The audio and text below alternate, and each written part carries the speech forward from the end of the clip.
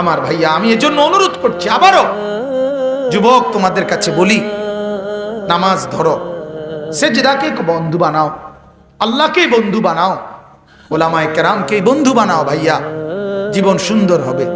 দুনিয়া চলতে চাও চলো, দুনিয়া তো তোমার আমার সবার পার হইতেছে, আখিরাত তো চলবে, তখন মজা হবে। তখন দুনিয়াও আলহামদুলিল্লাহ চলতেছে, এটা তো দুনিয়া না, এটা কি আরাম যে তুমি দাঁড়াইয়া পেশাব করো আরো 10 জনে তোমারে মন্দ বলে, এটা কি খুব আরামের কিছু?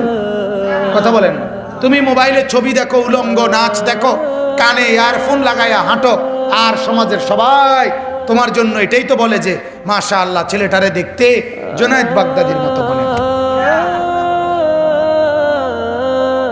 কথা কর না, এই কথা বলে কেউ? তাহলে তোমার কপালে আখিরাত তো বাদ দাও, দুনিয়াতে ইজ্জত কি জুটছে তুমি কর।